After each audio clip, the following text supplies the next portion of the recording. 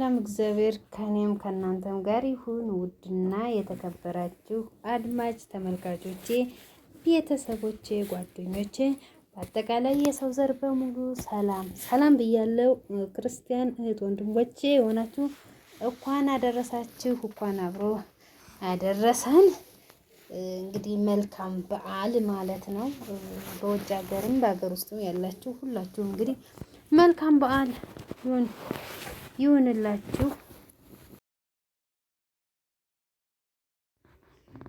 በድጋሚ መልካም በዓል ብያለሁ ውዶችዬ። እንግዲህ ያው የጌታችን የመድኃኒታችን የኢየሱስ ክርስቶስ የልደት በዓል በሰላም በጤና በፍቅር አደረሳችሁ።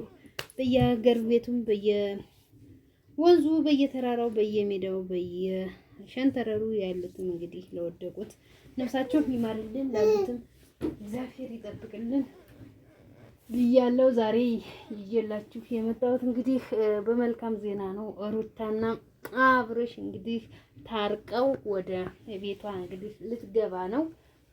ያው እህቶቹ እንግዲህ መስዋዕትነትን እየከፈሉ እውነት ለመናገር በሰው ትዳርና በሰው ሕይወት ውስጥ የምትገቡ ሴቶች ግን መሀል ላይ ይኸው እንደዚህ እየተጉላላችሁ ነው የምትቀሩት ማለት ነውና አንዳንዴ ከወለደ ሰው ባትገቡ መልካም ነው። ምንም ይሁን ምንም የወለደ አይቋረጥም።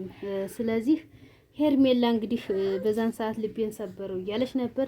አሁንም በድጋሚ ልቧ መሰበሩ አይቀሬ ነው ማለት ነው። ሩታ ግን አንዳንዴ የፌክም ይሁን የእውነት የቁም ነገርም ይሁን የምን ያው አሁን ወደ ድሮ ቤቴ ወደ ቀድሞ ቤቴ እመለሳለሁ፣ የውጩን ፕሮሰስ ለትንሽ ጊዜ አራዝመዋለሁ፣ በኋላ ጀምራለሁ እያለች ነው ያለሽ። እንግዲህ እሱ መሄዱና ለመሄዱ እንግዲህ ያው ለመፈመስ ነው ለማለት ፈጣሪ አምላክ ይወቀው እንጂ እኔ ያውቃል ወቃችሁ። አንዳንዴ የሴት ልጅ መላው ሲራው ብዙ ነውና አብርሽ ወደ ራሱ በደንብ ጠንቀቅ ብሎ እንዲመጣ መሰለኝና ከዚህ በኋላ ግን ነፃነቴን እንዲያስከብርልኝ ማንም እንዳይነካይ፣ ስለዚህ ወደ ድሮ ቤቴ ተመልሼ ቁልፌን ይዤ እቀመጣለሁ እያሉ እንግዲህ እህቶቹም ደግሞ ሰርፕራይዝ እያረጉት ይገኛሉ ማለት ነው ለሩታና ለአብርሽ።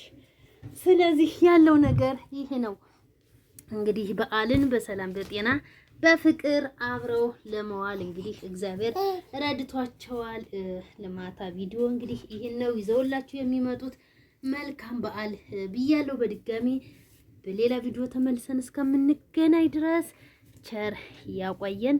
ሰላም ለሀገራችን፣ ፍቅር ለወገናችን እግዚአብሔር አምላክ ይላክላችሁ። በእውነት ሀገራችን ሰላም አታለሽና እንደው ሰላሟን ይመልስልን። የምናየው የምንሰማው ነገር እንግዲህ ያው በጣም ከባድ ሁኔታ ነውና ያው እግዚአብሔር ብቻ እንግዲህ ለመልካም ነው። ቪዲዮዋን ደግሞ ላይክ እና ሼር ሰብስክራይብ እያደረጋችሁ አበረታቱ ውዶችዬ። በተረፈ ወዳችኋለሁ፣ አከብራችኋለሁ። ባይ ባይ።